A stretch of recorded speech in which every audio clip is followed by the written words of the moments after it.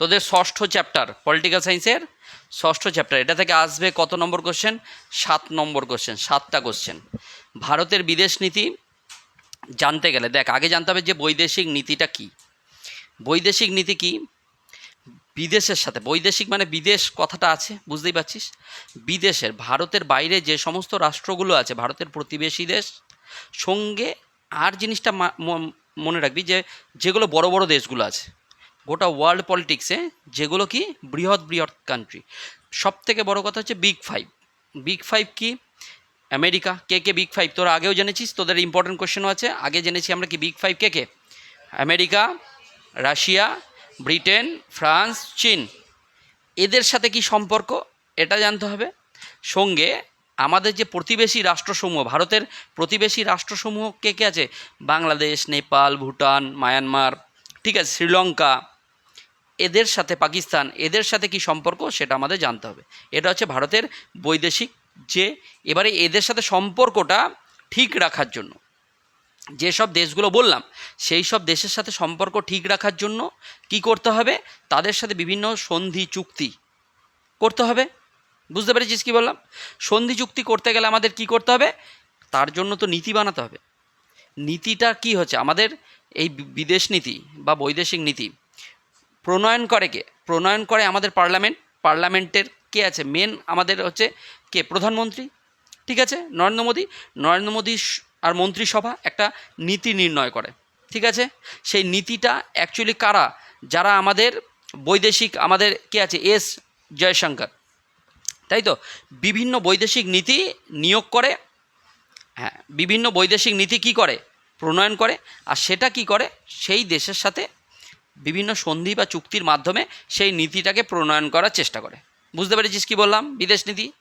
এইবারে বিদেশ নীতির মেন তোদের যে কোশ্চেন আসবে, বিদেশ নীতির কিছু নির্ধারক আছে। একটা দেশের বৈদেশিক নীতি নির্ধারিত হয় কিছু কিছু জিনিস আছে, কিছু কিছু নির্ধারক সমূহ আছে। ধর আমাদের ভারতের বিদেশ নীতি নির্ণয় করার জন্য প্রথমে আমাদের ভারতের কী দেখতে হবে? ভূপ্রকৃতি দেখতে হবে, কীরকম অবস্থা। আচ্ছা, আমাদের কাছে যেটা প্রচুর পরিমাণে আছে, ভালো করে বোঝ, আমাদের কাছে হয়তো এই যে আমরা ধান উৎপন্ন করছি, প্রচুর পরিমাণে ধান উৎপন্ন করছি, আমরা কি বৈদেশিক বা বিদেশ থেকে ধান আরও আমদানি করব? ব্যাপারটা বুঝে নে। ধান আমাদের প্রয়োজন পড়বে। আমাদের কাছে পেট্রোল নেই, তাহলে আমরা কোনটা আগে নেব? ধান নেব না পেট্রোল? তার পেট্রোল যাদের যাদের কাছে, যেসব দেশের কাছে বেশি আছে, সেই সব দেশের সাথে আমাদের বিভিন্ন সন্ধি বা চুক্তি করতে হবে, পেট্রোলের চুক্তি করতে হবে। বুঝতে পেরেছিস কি বললাম? এইটা হচ্ছে বিদেশ নীতি। মানে ভারতের কাছে যেটা কম আছে সেইটাই ভারতের প্রয়োজন অন্যান্য দেশের কাছ থেকে, আর সেই জন্য বিভিন্ন সন্ধি চুক্তি হচ্ছে। এটা একটা দিক। তাহলে আমাদের মেনলি বিদেশ নীতির প্রধান নির্ধারক, একটা নির্ধারক হতে পারে ভূপ্রকৃতি, অর্থনীতি, তারপরে সামরিক দিক থেকে, মানে এইগুলো হচ্ছে কি করে, ভারত যত উন্নত হবে, ঠিক আছে, তত কী হবে? ভারতের বৈদেশিক নীতি তত ভালো হবে। ভারতকে কী করতে? ভারতের বৈদেশিক নীতি নির্ধারণ করে কারা? যেসব ভারতের যে সমস্ত মজুত আছে, যে সমস্ত সম্পদ, মানব সম্পদ যেগুলো মজুত আছে, সেইগুলোই ভারতের বৈদেশিক নীতিকে কী করে? স্ট্রং করে। আমরা যদি আজকের দিনে দাঁড়িয়ে আমরা আমাদের সোশ্যাল মিডিয়া বানাতে পারতাম, ভালো করে বোঝ, আমাদের নিজেদের ইউটিউব থাকতো, বা নিজেদের তোর গুগলের মতো একটা প্ল্যাটফর্ম থাকতো, ভারতেরই যদি থাকতো, ফেসবুক থাকতো ভারতের, তাহলে গিয়ে কিন্তু ভারতের এখনও পর্যন্ত ভারতের কালচার টিকে থাকতো, ভারতের সংস্কৃতি টিকে থাকতো। বুঝতে পেরেছিস কি বললাম? তাহলে বৈদেশিক নীতির নির্ধারক মানেই বিভিন্ন টাইপের বৈদেশিক নীতির যে নির্ধারক, ভূপ্রকৃতি থেকে শুরু করে অর্থনীতি থেকে শুরু করে বিভিন্ন টাইপ। এইবারে তোদের মেন কোশ্চেন যেখান থেকে আসবে, ভারতের বিদেশ নীতি মোদ্দা কথায় কী জেনে রাখ? বিদেশ নীতি মানে বিদেশের সাথে কীরকম সম্পর্ক। ভারতের বিদেশের সাথে কি করতে হবে? বিভিন্ন রকমের সম্পর্কটা কীরকম। এবারে আমরা কত দূর অবধি শেষ করেছিলাম? বৈদেশিক নীতির আগে ওয়ার্ল্ড পলিটিক্সে আমরা কি জেনেছি? 1945 সালে কি হয়েছে? 1945 সালে দ্বিতীয় বিশ্বযুদ্ধ শেষ হলো। 1945 সালে দ্বিতীয় বিশ্বযুদ্ধ শেষ। দ্বিতীয় বিশ্বযুদ্ধ শেষ হওয়ার পরেই গোটা ওয়ার্ল্ডে দুটো ভাগে ভাগ হয়ে গেল। কারা কারা জিতলো? দ্বিতীয় বিশ্বযুদ্ধে হারলো হচ্ছে জার্মানি, হিটলার। আর অ্যাকচুয়ালি জিতলো কারা কারা? বিগ ফাইভ, মিত্র শক্তি, ঠিক আছে, আমেরিকা, রাশিয়া, ব্রিটেন, ফ্রান্স, এরাই তো। এইবারে গোটা বিশ্ব, তারপর থেকে কী শুরু হয়ে গেল? ঠান্ডা লড়াই। আমরা কী জেনেছি? তারপর থেকে ঠান্ডা লড়াই, গোটা বিশ্ব দুদিকে ভাগ হয়ে গেল। একদিকে কি? একদিকে আমেরিকা আর একদিকে রাশিয়া। একদিকে আমেরিকা, একদিকে রাশিয়া। এইখান থেকে শুরু হচ্ছে কিন্তু তোদের কোশ্চেন, বুঝে নে। তাহলে কত? 1945 সালের পর থেকে শুরু হলো। ভারত স্বাধীনতা পায় কবে? 1947 সাল। ভারত স্বাধীনতা পায় 1947 সাল। ভারত স্বাধীনতা পেয়ে প্রথম প্রধানমন্ত্রী কে হয়? জওহরলাল নেহেরু।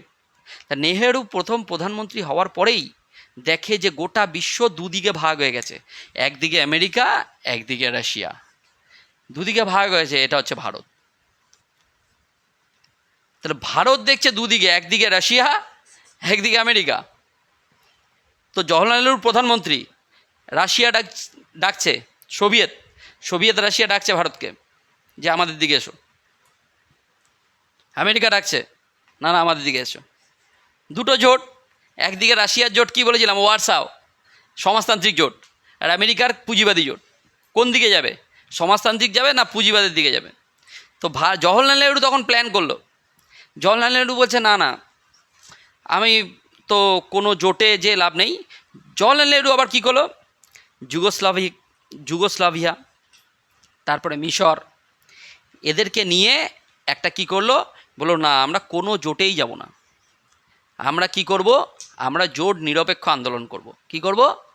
জোট নিরপেক্ষ আন্দোলন করব। তো প্রথম এটা ভারতের বিদেশ নীতি, বুঝে নে। জোট নিরপেক্ষ মানেটা কি? কোনো জোটে যাব না, আমরা, আমাদের কাছে সবাই বন্ধু। অপোজিটে কী হচ্ছে? আমাদের কাছে সবাই বন্ধু। তাহলে জোট নিরপেক্ষ আন্দোলন, প্রথম শীর্ষ সম্মেলন বসে বেলগ্রেডে, যুগোস্লাভিয়ার বেলগ্রেড রাজধানী, বেলগ্রেডে 1961 সালে। কত সালে? 1961। এটা ভেরি ভেরি ইম্পর্টেন্ট কোয়েশ্চেন। 1961 সালে। কিসের? ন্যাম, NAM, ন্যাম, নন অ্যালায়েন্স মুভমেন্ট। তাহলে ন্যাম হয় কত? 1961 সালে বেলগ্রেডে কি বসে? এই ন্যামের প্রথম শীর্ষ সম্মেলন। জোট নিরপেক্ষ আন্দোলনের রূপকার তাহলে কে শুরু করলো? Jawaharlal Nehru. Very very important question. জোট নিরপেক্ষ আন্দোলনের রূপকার হচ্ছে জওহরলাল নেহরু। আর কে শুরু করলো শীর্ষ আন্দোলন?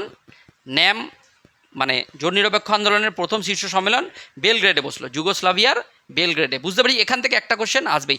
আর কোনো কোটেশান যদি থাকে না, জোট নিরপেক্ষ, ভালো করে বুঝে নে, কোনো কোটেশান যদি থাকে তাহলে গিয়ে তাহলে কী করবি? সেটা জওহরলাল নেহরু। যদি কোনো কোটেশান তুলে দিল জোট নিরপেক্ষ নিয়ে, সেটা জানবি যে নেহেরু প্রথম। আর ভারতের, আধুনিক ভারতের যদি বৈদেশিক নীতি রূপকার কে? সেটাও জওহরলাল নেহেরু। বুঝতে পেরেছিস কী বললাম? তাহলে নেহেরু প্রথম থেকে শুরু করেছিল। ক্লিয়ার হচ্ছে? তাহলে জোট নিরপেক্ষ আন্দোলন হয়ে গেল কি? ভারতের বৈদেশিক নীতির প্রধান স্তম্ভ কি? জোট নিরপেক্ষ আন্দোলন। আর একটা আছে কি? আর একটা হচ্ছে জোট নিরপেক্ষ আন্দোলনের সাথে কি কোশ্চেন মনে রাখতে হবে? জোট নিরপেক্ষ আন্দোলনের আরও বাকি 4টে দেশ। ভারতের কে? জওহরলাল নেহরু। আর একটা কে? যুগোস্লোভাকিয়ার কে? টিটো, মার্শাল টিটো, নাকি? Marshal Tito. আর হচ্ছে তারপর হচ্ছে মিশরের কে? মিশরের হচ্ছে মিশরের নাসের। আর তারপর মিশরের পরে আর কে ছিল? ঘানার কে? নক্রুমা। ঘানার হচ্ছে নক্রুমা, এটা আগে পড়ানো হয়ে গেছে। আর কে ছিল? আর একটা সুকর্ণ, ইন্দোনেশিয়ার কে? সুকর্ণ। এই কটা থেকে কোশ্চেন আসবে, ভালো করে দেখ। যুগোস্লাভিয়ার টিটো, মার্শাল টিটো। আর হচ্ছে মিশরের কে? মিশরের হচ্ছে নাসের। ঘানার কে? নক্রুমা। আর হচ্ছে ইন্দোনেশিয়ার সুকর্ণ। আর ভারতের জওহরলাল নেহরু। এরা মিলে কি করলো? জোট নিরপেক্ষ আন্দোলন শুরু করলো। কোনো জোটেই অংশগ্রহণ করব না। বুঝতে পারলাম? তাহলে ভারতের বিদেশ নীতির প্রধান স্তম্ভ কি? জোট নিরপেক্ষ আন্দোলন। কোনো জোটে যাব না। বুঝতে পেরেছিস কি বললাম? আর এই জোট নিরপেক্ষ আন্দোলন বলতে গেলেই বলতে হবে, প্রথমেই যখন পরমাণু টেস্ট হলো, বুঝে নে, প্রথম ভারত পরমাণু টেস্ট করে কবে? প্রথম ভারত হচ্ছে 1974 সালে প্রথম পরমাণু বিস্ফোরণ ঘটায়, কিন্তু সেটা সাকসেসফুল হয় না। ঠিক আছে, কিন্তু 1974 সালে এটা কোথায়? রাজস্থানের পোখরানে। আগেও বলেছি, রাজস্থানের পোখরানের নাম কি? স্মাইলিং বুদ্ধা। এইটা সাকসেস হয়নি। স্মাইলিং বুদ্ধা কি হয়েছে প্রথম, কিন্তু সাকসেস হয়নি স্মাইলিং বুদ্ধা। ক্লিয়ার? কত সাল? 1974 সাল, মনে রাখবি। দ্বিতীয় পোখরান 2, কোশ্চেন আসবে এখান থেকে। পোখরান 2 হয় 1998। এইটা কি হয়? এটার নাম হচ্ছে অপারেশন শক্তি। অপারেশন শক্তি এটা কিন্তু সাকসেসফুল হয়। আমাদের এপিজে আব্দুল কালাম, ঠিক আছে, মিসাইল ম্যান। এইটা অপারেশন শক্তি 1998 সালে এটা কি হয়? এটা সাকসেস হয়। এটা পোখরান 2, এটা কি নামে খ্যাত? পোখরান 2 অপারেশন শক্তি। কোশ্চেন আসবেই, প্রথমটা হচ্ছে স্মাইলিং বুদ্ধা, দ্বিতীয়টা অপারেশন শক্তি। বুঝতে পারলাম? তাহলে এই টাইমে পরমাণু আমাদের কি হয়? পরীক্ষণ সাকসেসফুল হয়। বুঝতে পেরেছিস? ভারত তারপর থেকে পরমাণু ভিত্তিক দেশ ঘোষণা হয়। ক্লিয়ার হলো ব্যাপারটা? তা তখন কে ছিল? অটল বিহারী বাজপেয়ী। তখন কে ছিল? অটল বিহারী বাজপেয়ী আর হচ্ছে এইদিকে এপিজে আব্দুল কালাম। অটল বিহারী বাজপেয়ী তখন বলেছিল নো ফার্স্ট অ্যাটাক, ঠিক আছে? ফার্স্ট কিন্তু আমরা কি, নো ফার্স্ট স্ট্রাইক, কি কথাটা? নো ফার্স্ট স্ট্রাইক, আমরা আগে আক্রমণ করব না।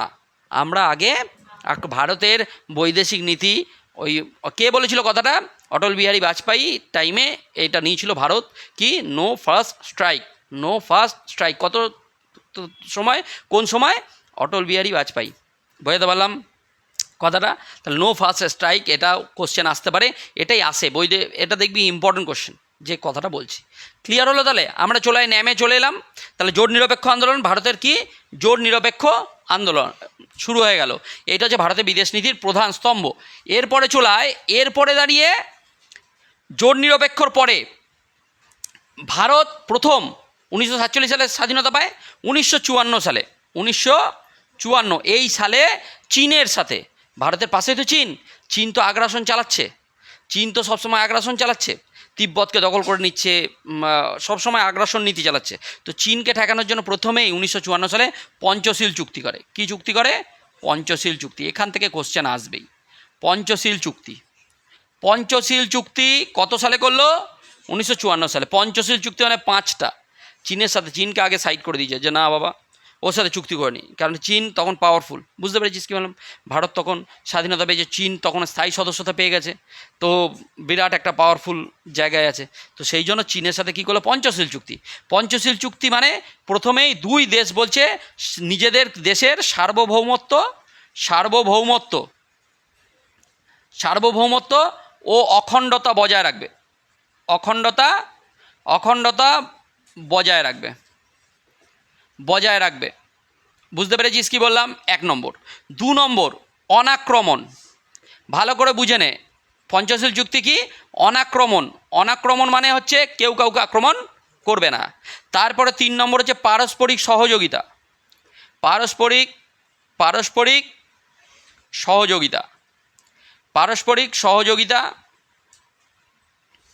আর 4 নম্বর হচ্ছে কেউ কারুর অভ্যন্তরীণ ম্যাটারে হস্তক্ষেপ করবে না। অভ্যন্তরীণ বিষয়ে হস্তক্ষেপ করবে না। আর 5 হচ্ছে শান্তিপূর্ণ সহাবস্থান। এই 5টা নীতি, একে বলা হয় কি? পঞ্চশীল চুক্তি। একে কি বলা হয়? পঞ্চশীল চুক্তি। অনাক্রমণ, শান্তিপূর্ণ সহাবস্থান, একসাথে কেউ কারোর অভ্যন্তরীণ ম্যাটার হস্তক্ষেপ করবে না, এগুলো এমনি আমরা কোনো দেশের সাথেই যদি কোনো শক্তিপক্ষের সাথে আমাদের চুক্তি করতে হয় এগুলো রাখবো, এটা হচ্ছে ব্যাপার। ঠিক আছে? বুঝতে পেরেছিস কি বললাম? তাহলে পঞ্চশীল চুক্তি কি হয়? 1954 সালে। তাহলে ভারতের বিদেশ নীতির 2টো প্রধান স্তম্ভ, একটা জোট নিরপেক্ষ আন্দোলন, একটা পঞ্চশীল চুক্তি। যদি তোদের কোশ্চেন আসে ভারতের বিদেশ নীতি, যে ভারতের বিদেশ নীতিটা কী বা বৈশিষ্ট্য, এই 2টোর মধ্যে যে কোনো একটা অপশানে থাকবে। বুঝতে পেরেছিস কি বললাম? 2টোর মধ্যে যে কোনো একটা অপশানে থাকবে। একটা কি? জোট নিরপেক্ষ, ভারত তো জোট নিরপেক্ষ, বুঝতে পেরেছিস? আর একটা কি? পঞ্চশীল চুক্তি। কার সাথে হয়? চীনের সাথে। কত সাল? 1954 সাল। বুঝতে পেরেছিস কি বললাম? ক্লিয়ার হচ্ছে? এইবারে চীনের সাথে চুক্তি করলো, আগে চীনের সাথে চুক্তি করে নিল। এইবারে ভারতে দেখ, ভারতের কি বললাম, ভারতের পারমাণবিক টেস্ট হয়েছে, চীনের সাথে চুক্তি হয়েছে। এইবারে দাঁড়িয়ে ভারতের বৈদেশিক নীতির এই দুটো করে নেওয়ার পর জোট নিরপেক্ষ, এরপরে ভারত কিছু আঞ্চলিক সংগঠন আছে ভারতের, যেমন ইউএনও প্রতিষ্ঠা হয়েছে। ইউএনওতে মেন কে? বিগ ফাইভ, মেন তো বিগ ফাইভ। তেমনি ভারতেরও কিছু কিছু, ভারত প্রথম কি করে আঞ্চলিক সহযোগিতা, যেটা তোদের বেশি ইম্পর্টেন্ট, সেটা হচ্ছে সার্ক। কি গঠন করে ভারত, মানে এশিয়ার দেশগুলো মিলে কি গঠন করে? সার্ক, SAARC, সার্ক গঠন করে 1985 সালে। সার্ক কবে গঠন হয়? 1985 সালে। ভারতের বিদেশ নীতি এইবারে আঞ্চলিক সহযোগিতার জন্য সাউথ এশিয়ান অ্যাসোসিয়েশন, সার্কের ফুল ফর্ম কি? South Asian association for regional cooperation. সার্কের ফুল ফর্ম আবার বল, South Asian association for regional cooperation. মনে থাকবে, সার্কের কবে তৈরি হয়? সার্ক 1985 সাল। সার্ক তখনকার দিনে বাংলাদেশের যে প্রধান জিয়াউর রহমানের মস্তিষ্ক প্রসূত সার্কের সদর দপ্তর কোথায়? কাঠমান্ডু, নেপালের কাঠমান্ডুতে সার্কের সদর দপ্তর। নেপালের কাঠমান্ডুতে সার্কের সদর দপ্তর। সার্কে প্রথম সদস্য রাষ্ট্র ছিল 7টি, পরে একটা যোগ হয়, সে যে নবগঠিত সে হচ্ছে আফগানিস্তান। কোশ্চেন আসতে পারে, আফগানিস্তান। সার্কের নবগঠিত দেশটার নাম কি? আফগানিস্তান। তাহলে টোটাল দেশ কটা গেল? 8টা। সার্কের বর্তমান সদস্য রাষ্ট্র কতগুলো? 8টা। সবসময় মনে রাখবি, সার্কে কিন্তু চীন নেই। চীন বাদ দিয়ে মোটামুটি ভারতের প্রতিবেশী দেশগুলো প্রায় সবই আছে। এশিয়ার যে, বুঝতে পেরেছি, সাউথ এশিয়ার যে দেশগুলো সেগুলো আছে। সার্কে কে নেই? চীন নেই। বুঝতে পেরেছিস কী বললাম? তাহলে গিয়ে সার্ক ক্লিয়ার হচ্ছে।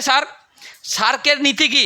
সার্কের নীতি হচ্ছে আঞ্চলিক সহযোগিতা, মানে এই যে দেশগুলো আছে তাদের আঞ্চলিক সহযোগিতা। সার্ক একটা কীরকম সংগঠন? আঞ্চলিক সহযোগিতা করার। সার্ক কীরকম সংগঠন? আঞ্চলিক সহযোগিতা করবে। বুঝতে পারছিস কি বললাম? ক্লিয়ার হচ্ছে? তাহলে সার্ক হয়ে গেল।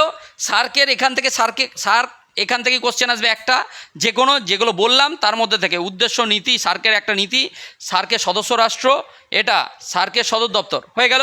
এরপরে ভারত আরেকটাতে যোগ আছে, ব্রিক্স, BRICS, ব্রিক্স গঠন হয়েছে। প্রথম হচ্ছে Brazil, Russia, India, China, South Africa. কি ব্রিক্স? কি? Brazil, Russia, India, China, South Africa. এই ব্রিক্স গঠন করে, ঠিক আছে, ব্রিক্সের সদস্য। এই ব্রিক্স গঠন করার পেছনে একটা কারণ আছে। ব্রিক্স কি করে? এখানে আমেরিকা নেই। এই ব্রিক্স এখনকার দিনে বিরাট একটা জায়গা করছে আস্তে আস্তে। ভারতের সাথে এই যে সদ্য ডোনাল্ড ট্রাম্প ভারতের ওপর 50% ট্যারিফ বসিয়েছে, এই 50% ট্যারিফের প্রভাব এই ব্রিক্স জবাব দেবে। ভালো করে বোঝ, ভারতের সাথে চীনের সম্পর্ক কিছুদিন আগে ভালো ছিল না, তাই তো? কিন্তু এই ব্রিক্সে ওরা একসাথে আছে, এখানে সম্মেলন হয়, মেন হয়। তো এই যে সাংহাই সম্মেলন হলো, সাংহাইতে কিছুদিন আগে যেহেতু ডোনাল্ড ট্রাম্প ভারতের ওপর 50% ট্যারিফ বসিয়েছে, তাহলে ডোনাল্ড ট্রাম্প মোদির তো ভালো সম্পর্কে, মোদির কী ছিল? বন্ধু ছিল, তাই তো? মোদিকে 2019 সালে ডোনাল্ড ট্রাম্প 2019 সালে ডেকেছে, হাউডি মোদি, এটা ছিল স্লোগান, হাউডি মোদি। ভালো করে বোঝ, হাউডি মোদি। এটা 2019 সালে যখন আমেরিকায় গিয়েছিল নরেন্দ্র মোদি, তখন কি স্লোগান দিয়েছিল? হাউডি মোদি। হাউডি মানে অ্যাকচুয়ালি ওই টেক্সাসে হয়েছিল, ওটা হচ্ছে ওদের কি বলে, হ্যালো। অ্যাকচুয়ালি হ্যালোটাকে ওরা হাউডি বলে সম্বোধন করে, তো হাউডি মোদি। বুঝতে পেরেছিস কী বললাম? তাহলে হাউডি মোদি, এটা কোশ্চেন আসতে পারে, বা টেস্ট পেপারে কোশ্চেনটা আছে। তো কত সালে? এটা 2019 সালে 22শে সেপ্টেম্বর এই মোদি গিয়েছিল আমেরিকায়, এই সম্মেলন, এই হাউডি মোদি, এই স্লোগান। তো আমেরিকা কি করে? আমেরিকার সাথে ডোনাল্ড ট্রাম্পের কি হয়? খুব ভালো বন্ধুত্ব ছিল, এটাই দেখা যায়। কিন্তু ট্রাম্প কি করলো? দেখ ভালো করে বোঝ, এই যে বিশ্ব ওয়ার্ল্ড পলিটিক্স, এখানে কেউ কারো বন্ধু নয়, ঠিক আছে? সময়ে নিজেদের সবাই কি রক্ষা করতে চায়? নিজের দেশের জাতীয় স্বার্থ। বিদেশ নীতির প্রধান উদ্দেশ্য কি? এটা মনে রাখ, কোশ্চেন আসবে। বিদেশ নীতির প্রধান উদ্দেশ্য হচ্ছে নিজের দেশের জাতীয় স্বার্থ রক্ষা করা। প্রত্যেকটা দেশ। ক্লিয়ার? তো সেখানে দাঁড়িয়ে ডোনাল্ড ট্রাম্পের সাথে কার হচ্ছে, মোদির ঝামেলা হয়েছে। মোদি পার্সোনালি ইগো নিয়ে নিয়েছে, দিয়ে এইবার মোদি কী করলো, ঠিক আছে ট্রাম্প ঝামেলা করেছে, তাহলে সাংহাইয়ের সম্মেলনটা সামনেই আছে, পুতিন আর জিনপিংয়ের সাথে বেশ গলায় গলায় বন্ধুত্ব, এত হাসি।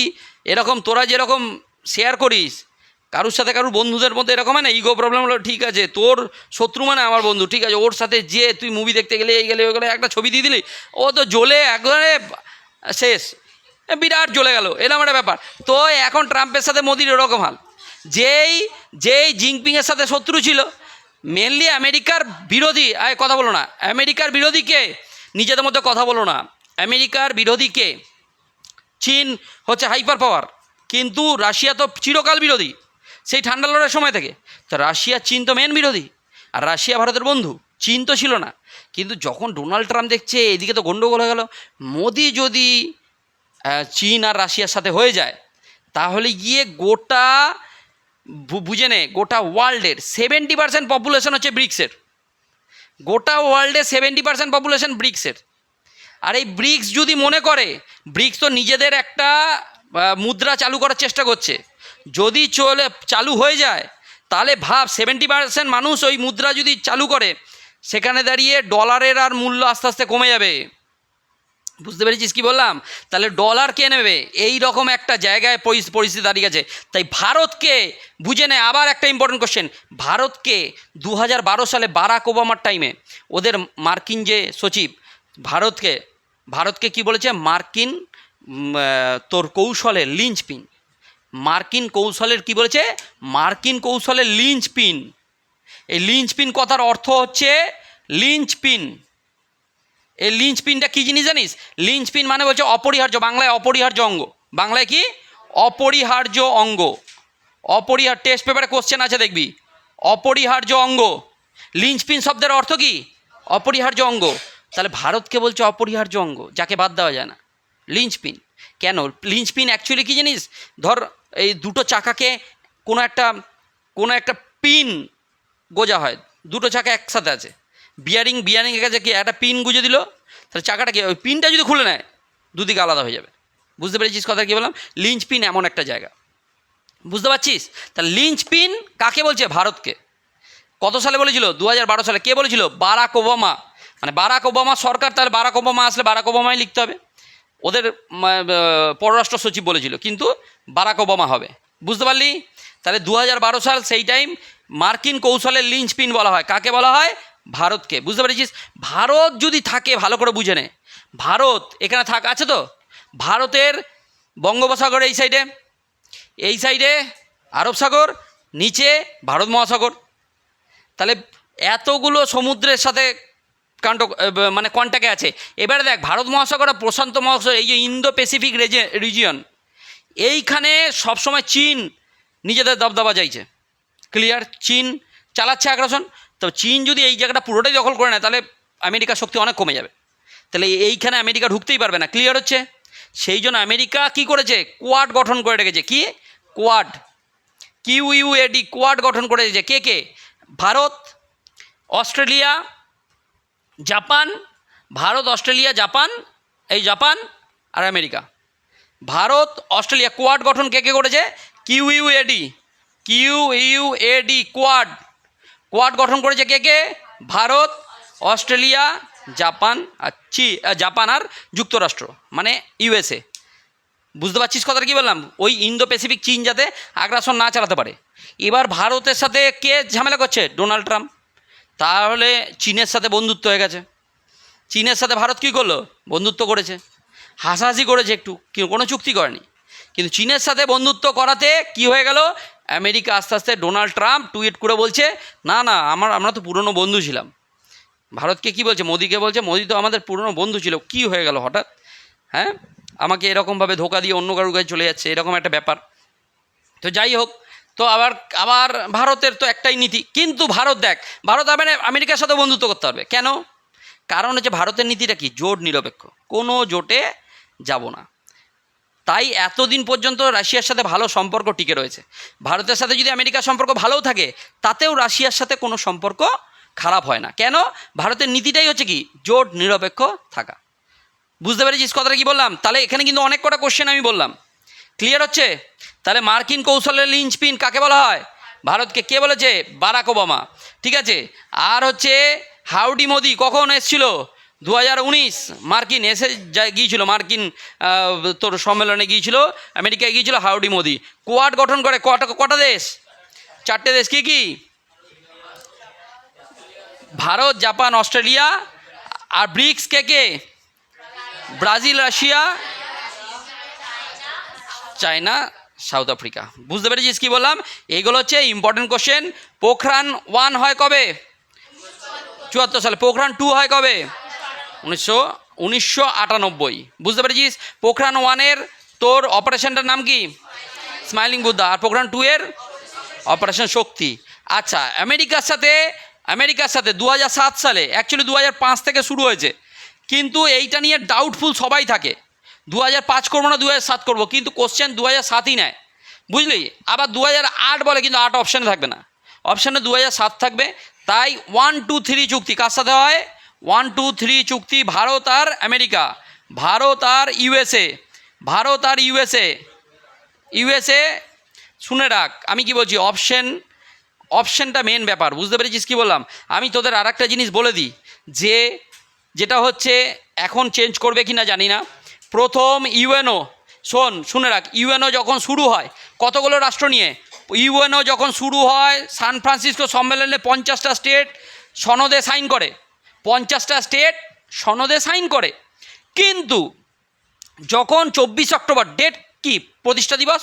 24 অক্টোবর কিন্তু পোল্যান্ড যোগ করে, পোল্যান্ড তার আগে যোগদান করে ফেলে।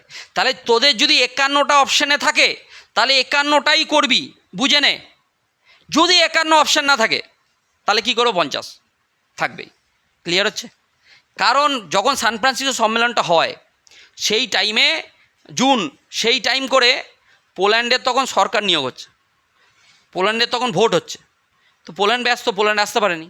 কিন্তু ওই টাইমে তো সনদে সাইন করে, সনদে কজন সাইন করে? তাহলে 50 জন। কিন্তু 24 অক্টোবর যখন প্রতিষ্ঠা হয় তার আগে কি হয়েছে? পোল্যান্ড যোগ হয়ে গেছে। তাও আবার পোল্যান্ড আমেরিকার মাধ্যমে যোগদান করেছে, নিজে সরাসরি আসেনি। বুঝতে পেরেছিস কি বললাম? তাহলে কি বললাম, 50 আর 51 নিয়ে ঝামেলা যেন আর না থাকে। আমি নোটসে 51-50টাই থাকে, সেই জন্য 51টা আমি কেটে দিয়েছিলাম, যাতে ডাউট যাতে তোদের না থাকে। বুঝতে পেরেছিস কি বললাম? তাহলে গিয়ে ভারত আর ইউএসের মধ্যে কী হয়? 2007 থাকলে 2007, আর 2008 যদি থেকে যায় তাহলে 2008 করবি, বইয়ে যখন দিচ্ছে। কারণ এই চুক্তিটা 5 থেকে শুরু হয়, চুক্তি সম্পন্ন হয় 2007 বা 8 এরকম। বুঝতে পেরেছিস? মেনলি আমি বলবো 2008 না থাকলে 2007ই হবে, 2007। ঠিক আছে, দুটো একসাথে আশা করি দেবে না, ঠিক আছে? বুঝতে পেরেছিস? 2007টাই করবি। তাহলে 1, 2, 3 চুক্তি এই টাইমে ভারতের তার আগে শুনে রাখ, 1991 সালে ভারতের বিদেশ নীতি, 1991 সালে ভারতের অর্থনৈতিক মন্দা শুরু হলো। তার আগে পূর্বে তাকাও, নরসিমহা রাওয়ের টাইমে কী নীতি হয়েছে? পূর্বে তাকাও নীতি।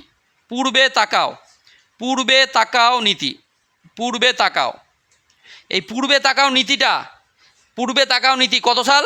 1991 সাল। কোন প্রধানমন্ত্রী টাইমে? নরসিমহা রাও। মনে থাকবে কি বললাম? এই পূর্বে তাকাও নীতি ভারতের ছিল। তারপরে নরেন্দ্র মোদী আবার 2014-তে সেটাই অ্যাক্ট ইস্ট পলিসি। পূর্বে তাকাও মানে কি? Look east policy. এটা কত সালে? 1991 সালে। নরেন্দ্র মোদী আবার 2014-তে ওটাকে বলেছে অ্যাক্ট ইস্ট পলিসি। ঠিক আছে, এই দুটো নীতির মূল কথা একই, শুধু নামটা চেঞ্জ হয়েছে। ক্লিয়ার হলো? তাহলে তারপরে গুজরালের টাইমে গুজরাল নীতি, হ্যাঁ, এগুলো ভারতের বিদেশ নীতির মধ্যে পড়ে। তাহলে ভারতের বিদেশ নীতি চ্যাপ্টারে এই যেগুলো বললাম, যে বিদেশ নীতিকে জানতে গেলে ভারতের এই 1945-এর পর থেকে শুরু হবে। 45-এর পর থেকে ভালো করে বোঝ। আবার শুরু করলে 45-এ কী শেষ হলো? দ্বিতীয় বিশ্বযুদ্ধ শেষ হলো। 45-এ কী শেষ হলো? দ্বিতীয় বিশ্বযুদ্ধ শেষ হওয়ার পরেই গোটা ওয়ার্ল্ডে কী শুরু হয়ে গেল? ঠান্ডা লড়াই। কোন দুটো দিক ভাগ হয়ে গেল? একদিকে রাশিয়া, একদিকে আমেরিকা। ক্লিয়ার হচ্ছে? দুটো দিকে যখন ভাগ হয়ে গেল, ভারত স্বাধীনতা পায় 1947 সাল। 1947 সালের পরেই ভারত দেখে দুদিকেই কী হয়েছে, দুজনাই ডাকছে, দুটো জোটই, একদিকে সমাজতান্ত্রিক জোট, একদিকে পুঁজিবাদী জোট। তখন কি হয়ে গেল, সমাজতান্ত্রিক জোট কোনো জোটেই যাব না বলে জওহরলাল নেহরু কী বললো, জোট নিরপেক্ষ আন্দোলন করব। কোন কোন দেশকে সঙ্গে নিল, যুগোস্লাভিয়া, মিশর, ইন্দোনেশিয়া, ঘানা, 4টে দেশকে সঙ্গে নিয়ে কি করলো, জোট নিরপেক্ষ আন্দোলন শুরু করলো। তাহলে জোট নিরপেক্ষ আন্দোলনের রূপকার কে, জওহরলাল নেহরু। তাহলে জোট নিরপেক্ষ আন্দোলনের শীর্ষ সম্মেলন কবে বসে, 1961 সালে বেলগ্রেডে, ন্যাম, নন অ্যালায়েন্স মুভমেন্ট। মনে থাকবে কি বললাম। এরপরে দাঁড়িয়ে আর একটা ভারত, তাহলে ভারতের যা বিদেশ নীতি প্রধান স্তম্ভ কি, জোট নিরপেক্ষ নীতি, জোট নিরপেক্ষ নীতি। মনে থাকবে কি বললাম। এরপরে দাঁড়িয়ে আর একটা হচ্ছে 1954 সালে পঞ্চশীল চুক্তি। পঞ্চশীল চুক্তি কত সাল, 1954 সাল। কার সাথে হয়, ভারতের সাথে চীনের, ভারতের সাথে চীনের। বুঝতে পেরেছিস কি বললাম। পঞ্চশীল চুক্তি 5টা চুক্তি হচ্ছে সার্বভৌমত্ব, অখণ্ডতা রক্ষা করা, অনাক্রমণ, শান্তিপূর্ণ সহাবস্থান, আর হচ্ছে সহযোগিতা, অভ্যন্তরীণ ম্যাটার হস্তক্ষেপ না করা, এইগুলো হচ্ছে পঞ্চশীল চুক্তি। মনে থাকবে। 4টে তুলে দিয়ে একটা যে কোনো দেবে, দেখবি অড, একটা যে দেবে তার মিনিং একদম বাজে, ওটাই আনসার হবে। মনে থাকবে কি বললাম, যদি কোশ্চেন করে। তা পঞ্চশীল চুক্তি কবে হয়, 54-তে। ক্লিয়ার হচ্ছে। তার ভারতের বিদেশে তারপরে কি গঠন হয়, ব্রিক্স গঠন হয়, সার্ক গঠন হয়, SAARC, south Asian association for regional cooperation. SAARC গঠন হলো 1985 সালে, 1985 সালে। 1991 পূর্বে তাকাও নীতি নিয়ে এলো। 1991 এলপিজি নিয়ে আসে। ভারতের তখন 7 দিনের আর টাকা ছিল, ভারতকে চালাতেই পারতো না। ওই টাইমে মনমোহন সিং তখন অর্থমন্ত্রী ছিল। মনমোহন সিং কী নিয়ে আসে, এলপিজি। Liberalization, privatization, globalization. উদারীকরণ, বেসরকারীকরণ আর বিশ্বায়ন, এই 3টে নীতি নিয়ে আসে। মানে পুরো খোলা দরজা করে দেয়, শুল্ক কমায়, সবাই ব্যবসা করতে আসুক। যখনই সবার জন্য দ্বার খুলে দিল, বিদেশি বিনিয়োগ হলো, ভারতের অর্থনীতি আস্তে আস্তে ট্র্যাকে চলে এলো। ক্লিয়ার হচ্ছে। বুঝতে পেরেছিস কি বললাম। এলপিজি নিয়ে এলো ওই টাইমে। তারপরেই মনমোহন সিংয়ের নাম হয়ে গেল বিরাট। মনমোহন সিং পরে প্রধানমন্ত্রী হয়েছিল। তাহলে গিয়ে 1, 2, 3 চুক্তি কার কার মধ্যে হয়েছিল, ভারত আর আমেরিকার মধ্যে। বুঝতে পেরেছিস। আমেরিকায় মোদি আসলো কবে, 1919 এই 2019 এসে কি বললো, হাউডি মোদি স্লোগান ছিল। আর এখন তো মোদি খারাপ হয়ে গেছে, ডোনাল্ড ট্রাম্পের সাথেই সম্পর্ক খারাপ। যাই হোক, তো এই জিনিসগুলো ভালো করে লক্ষ্য করবি। এইবারে কিছু যুদ্ধ আছে যেটা সব থেকে ভেরি ভেরি ইম্পর্টেন্ট। প্রথম 1962 সালে চীনের সাথে যুদ্ধ হয়, আকসাই চীন দখল করে, চীনের সাথে যুদ্ধ হয়। 1962-তে রাশিয়া সাথ দেয়। তারপর 1965-তে পাকিস্তানের সাথে যুদ্ধ হয়, ঠিক আছে। 1972 বাংলাদেশের সাথে, মানে বাংলাদেশ ভাগ হয়, বাংলাদেশ তো পাকিস্তানি ছিল। তাহলে ভারত আর পাকিস্তানেরই 1972 সালে কার কার যুদ্ধ হয়, ভারত আর পাকিস্তানে। অ্যাকচুয়ালি ভারত আর পাকিস্তানে। ওই টাইমে পূর্ব পাকিস্তান পশ্চিম পাকিস্তান হয়, মানে পূর্ব পাকিস্তান পশ্চিম পাকিস্তান আলাদা হয়ে গিয়ে বাংলাদেশ হয়। তো ওই টাইমে তাহলে ভারত আর 1972 সালে ভারতের সাথে পাকিস্তানের সে যুদ্ধ, ভেরি ভেরি ইম্পর্টেন্ট কোয়েশ্চেন, আসবেই দৌড়াক। ইম্পর্টেন্ট কোয়েশ্চেন, ভারত আর পাকিস্তানের সাথে কত সালে যুদ্ধ হয়, 1972-এ। ওইখানে একটা চুক্তি হয়, তারপরে সেই চুক্তিটার নাম হচ্ছে সিমলা চুক্তি। কার কার মধ্যে হয়, ভারত আর Pakistan. Very very important question বলে দিলাম। ভারত আর পাকিস্তানের মধ্যে কি হয়, ভারত আর পাকিস্তানের মধ্যে সিমলা চুক্তি। এই সিমলা চুক্তি 1972 সালে। এইখান থেকে বাংলাদেশ আলাদা হয়ে গেছে, বাংলাদেশ স্বাধীন রাষ্ট্র হিসেবে আত্মপ্রকাশ করে। ক্লিয়ার হচ্ছে কি বললাম। ভারতে প্রায় মানে 90,000-এরও বেশি সৈন্যকে ভারত আটকে রাখে। এই চুক্তির পরে পাকিস্তানের সবাইকে কিন্তু মেরে দিতে পারত, মানে সেই টাইমে। বুঝতে পেরেছিস কি বললাম। এরকম একটা সময়। তো এই সিমলা চুক্তি, এই টাইমে কে ইন্দিরা গান্ধী আর বেনজির ভুট্টো, পাকিস্তানের কে ছিল, বেনজির ভুট্টো আর এইদিকে ইন্দিরা গান্ধী, এদের মধ্যে চুক্তিটা হয়। ক্লিয়ার হচ্ছে। সিমলা চুক্তি কত সাল, 1972। ভেরি ভেরি ইম্পর্টেন্ট কোয়েশ্চেন, মনে রাখবি। ঠিক আছে। তারপরে তো আর বাদ বাকি আমরা জানি, যে তারপরের ঘটনাগুলো আমরা মোটামুটি জানি। এরপরে দাঁড়িয়ে যে ভারতের আর যদি অ্যাটাকগুলো জানিস, অ্যাটাকগুলো পাকিস্তান পরপর অ্যাটাক করে গেছে। প্রথমে হচ্ছে তা মুম্বাইয়ে তাজে আক্রমণ 2008। আচ্ছা, উড়ি অ্যাটাক 2016। আচ্ছা, তারপরে পুলওয়ামা অ্যাটাক কত হয়, 2019। এখন অপারেশন সিন্দুর, অপারেশন সিন্দুর হচ্ছে 2025। এই সিরিয়ালে মনে রাখবি, বুঝতে পারলাম? এই সিরিয়ালে মনে রাখবি, সিরিয়ালটাই দিতে পারে, হ্যাঁ এদিক ওদিক করে মনে রাখবে কথাটা। কি বললাম? ক্লিয়ার হচ্ছে? ব্যাস, এই হচ্ছে টপিক। তোরা এরকমভাবে মনে রাখতে পারলেই যে ক্লাসটা হচ্ছে বারবার ভিডিও দেখবি। বিদেশ নীতি, ভারতের বিদেশ নীতি, এখান থেকেই বেশিরভাগ কোশ্চেন, তোরা 7টা কোশ্চেন দেখবি। মেনলি বুঝে কিছু কোশ্চেন আসবে, তোরা যদি করতে পারিস কমন আসবে। টোটাল আমি কটা ভিডিও করলাম? 6টা ভিডিও। তোরা যদি শুধু এই সারা দিন ধরে এই 6টা ভিডিও আর টেস্ট পেপারটা করে নিস, আর 6টা ভিডিও করে নিস, তোদের আমি বলছি একদম মিনিমাম 25টা কোশ্চেন জল, মানে 25 থেকে 30টা কোশ্চেন কমন পেয়ে যাবি। এইবারে দাঁড়িয়ে 10টা কোশ্চেন কেউ যদি ভাবিস যে 37, 38, 40 এইগুলো স্কোর করার চেষ্টা, তাহলে এখনও টাইম আছে 2 দিন। খুব ভালো করে প্র্যাকটিস কর। আমি যেগুলো খাতায় লিখিয়েছি বা ওগুলো সব করে নে। কিছু এবিটিএ তো হয়েই গেছে, এবিটিএ জল।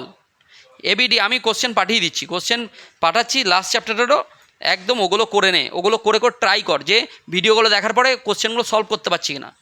দেখ একটা অন্তত পরীক্ষা ভালো করে টার্গেট নে, 2 দিন টাইম আছে, অবভিয়াসলি 40-এ ভালো স্কোর হয়ে যাবে।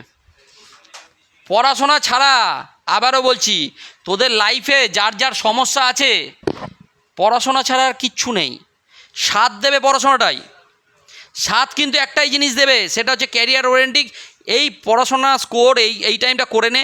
এইচএসের পর তোরা ডিসাইড করবি কে কী করবি। ব্রেন যত উন্নত হবে তত বেশি সাপোর্ট পাবি। লাইফে অনেক রকম প্রবলেম থাকবে, প্রবলেম আসবে যাবে। আর যাই হোক, ভিডিওটা অফ কর, নাহলে তো আমি কিছু বেশি কিছু বলতে পারছি না। ওটা অফ করে দে।